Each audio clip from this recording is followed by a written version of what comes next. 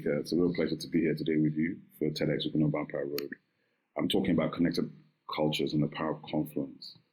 And I'm coming from the perspective of thinking about Onitsha as a gateway city. Whenever I think about Onitsha, I think about Onitsha as gateway east. As this city, it's a river port city that has been there for 300, 400 years and has been a gateway city to the east for the last 300, 400 years. Yes, we know about the Niger Bridge and the second Niger Bridge that is coming. And of course, being West African, we always hear about the West African superhighway projects and all the federal roads and everything. But if we think about it in a deeper context, the River Niger, which is 4,000 kilometers, which goes across West Africa, several Nigerian states, through Mali and Togo, comes out into the Atlantic Ocean, one of Africa and the world's great rivers, which has one of its significant ports and holds at Onitsha, is the superhighway of our last 500 years. And perhaps if we look at that superhighway and we understand the journey of many of the people that have settled, resided, and been in Onitsha for well over 150 years, whether they be Hausa, Igala, whether they be Edo from Sierra Leone, from Ghana, Yoruba, Igbo, all of these people, like Lagos, like every other port city in the world, it's a mixture of people that make these places happen. And because these places become gateways, not just for trade and commerce, but for culture, and that mixed match of culture evolves over years to come into the present time. So in Onitsha, where I'm from, we are very proud of our origins and our culture. And our origins and culture are mixed. Of course, being where we are, you have the inland, or the Igbo inland that comes to the shore. And then you have the migration from Benin, that is part of the original settlement of Onitsha. You have the Gala, who've been coming for 300 years. So Onitsha is a place of confluence. It's grown enormously over the last 250 years, and today is the second largest metropolitan area in Nigeria after Lagos. Because within the metropolitan, and not to upset anybody or anything, but within the metropolitan area calculation also includes Asaba as part of Greater Onitsha, includes Obosi, Oba, and all these other places. So Onitsha has sort of grown as an umbrella to capture all of these places and people. And what I'm talking about, what I'm thinking about, is about how we can connect the dots to retell the story and celebrate the heritage, the original culture, which is constantly being done through the Obi and the Obi of Onitsha and the wonderful work he's doing there, but also to tell a bigger story and to open up the true sort of connectedness of Onitsha. Because it's easy to see Onitsha in one-dimensional fashion, but I think it's always been a multi-dimensional place. It's a home of culture, a home of commerce, a home of logistics. The fact that the largest West African market is there is tied to that river, is tied to that movement of goods and people for over 100 years through the river, and it is also tied to the energy and the aptitude of the traders from the inland who come to the market. So these things are all connected. Now, as we sit here in 2021, at the end of 2021, I think about how we can use technology, how we can use those things that are the tools that are available today to better tell the story of our place, our people, and our opportunities. One of the great things that happened through the pandemic was to see the Obi of Onitsha leading the community in community efforts to combat the pandemic, to combat the situation, to offer palliatives to the community. We fundraised amongst ourselves, and we got a lot done. I think by now we've done over 10 or 15 town halls. There are numerous teams, over 200 people involved in 10 different work groups, working on values, working on women empowerment, working on community education, working on technology and STEM. We have the Ado Business Incubation. So all of these things providing new energy, using these tools to the community. And I'm really, really happy because that's the things that I'm interested in, things that I'm focused on. That's what EBIJ is focused on. That's why we exist. We want to engage storytellers. We want to engage the creatives. We want to engage the technologists. We want to be able to tell the story of Onitsha Market, to tell the story of Onitsha Market literature, to open up the conversations about the connections between the Ofala, which traveled through the transatlantic slave trade and arrived and reinvented as the carnival in Jamaica and Trinidad. We have to tell these stories of these connections between ourselves and our people, our traditional Igbo and Ogene music, which is call and response. I'm a hip hop head. Anybody that knows me, deeply involved in the Afrobeats evolution and revolution. But I remember at 16 years old, my late father, Obi Asika, telling me that the reeds in the throats of the masquerade are the origins of jazz, scat music. That the hip hop that I am loving, I could hear it in the Igbo time. When I became a title man with Abalanze, and I hear the Abalanze songs, what I hear and what I see is the origin of the hip hop cipher, the origin of call and response, which is the fundamental of all Black popular music worldwide, and which changed the dynamics of the world in terms of musical connection, going back for the last 200 years. So from the organa, I can hear Charlie Bird Parker. From the ensemble and the drums and the call and response, I hear jazz, I hear gospel, I hear hip hop. And all these things together, again, talking about the connections in the culture, about the connections between our people and the connections of those people that have traveled over millennia and over generations. That transatlantic journey going back and forth, they didn't just take our labor, they took our talent, our culture, our music, our dance, our way with food, our way with medicines. All of these things Africans exported to the New World. And all those things also came back with Africans that came back from the New World, and it continues to happen. That two-way thing has been happening for 400 years. Unfortunately, we in Africa have not owned our narrative enough to deconstruct where we are coming from. That's why really for Ibaje and for me, that's a major focus. I say simultaneously ancient and modern. The things that fascinate me about Igbo cosmology, African cosmology, are to do with how these people were seeing everything that we are doing today and already created a worldview that made sense, yeah? They have a world of values that make sense. Some of those values and some of those worldviews are relevant, even more relevant today than perhaps at any time in our history. And the thing about it, they are also inclusive. Nothing excludes anybody.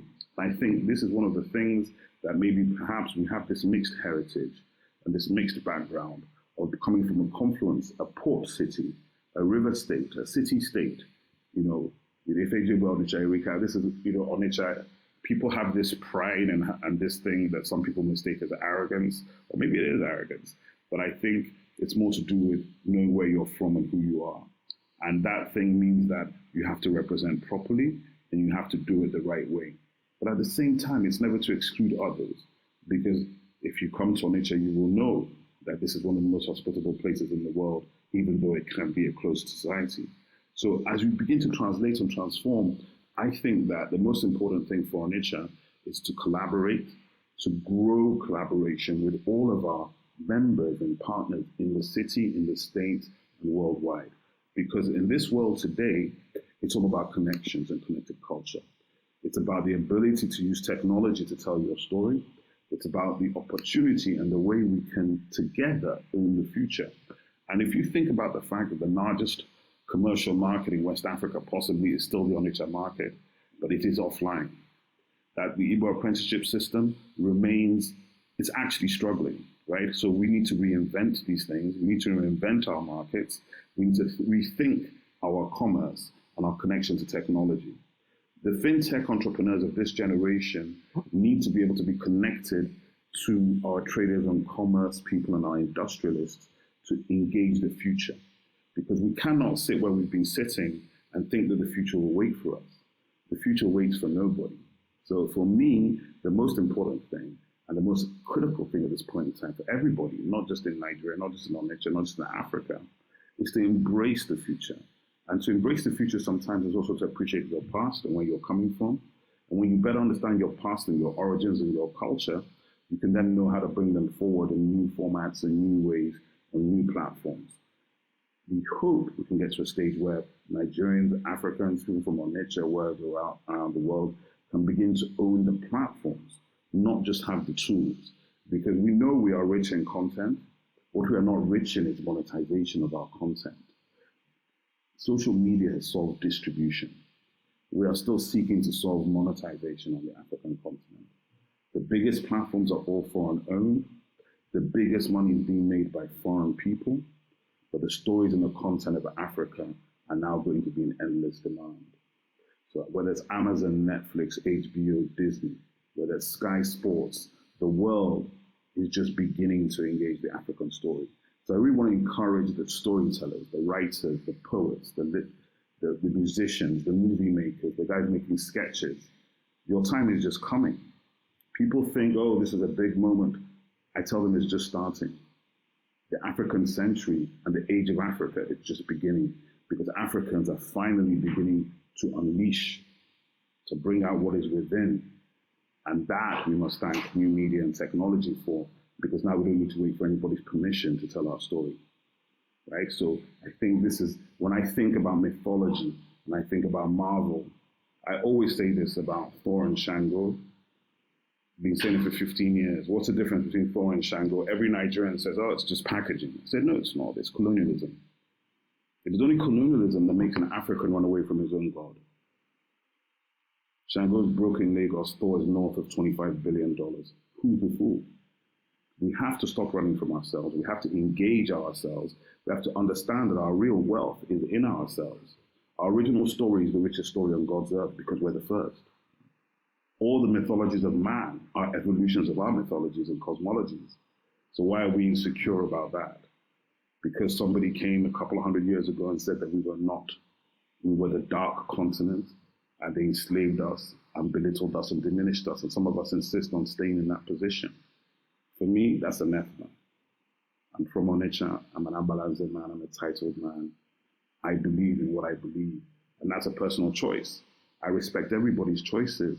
But at the end of the day, you cannot diminish the African. I won't accept that.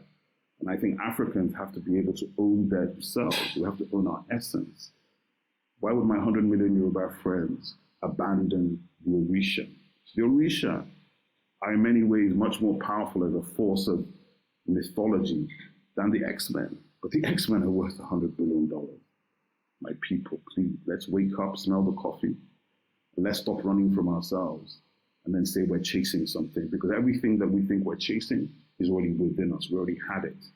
The whole world has spent the last 2 millennia trying to catch up with what Africa already was.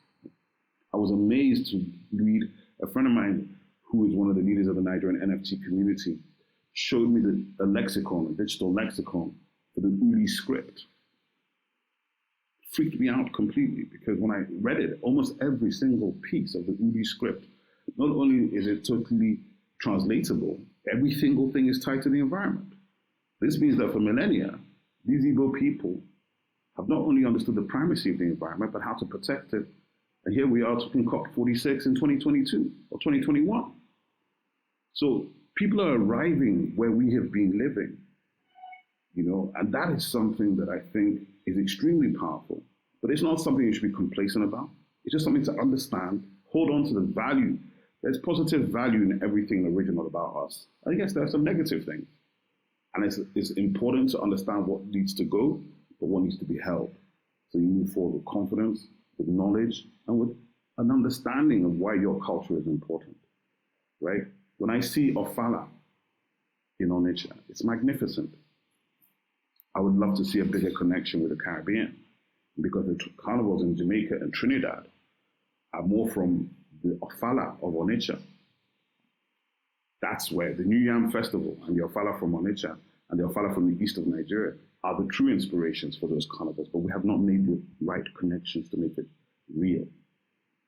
This is important. We must bring our people together globally, not just in Onitsha, not just in the east. All Black people are primarily connected. We have the same issues, we have the same objective. Growth is the same opportunity. Now, for me, in terms of connected cultures, it's also about storytelling. And storytelling does not have to be boring. Even historical stories don't have to be boring. They don't have to be moral pieces. They just have to translate the culture, translate the knowledge, so that people understand what this is. People talk about classical music as if it's any different from Ogene music, but it's at the level of scholarship that has been put into classical music. It's the way it's being presented. Who has done the translation of the musical instruments of the Ogene ensemble? And where is it? And these are the things that I'm really excited about. We're working on NFT projects in this space.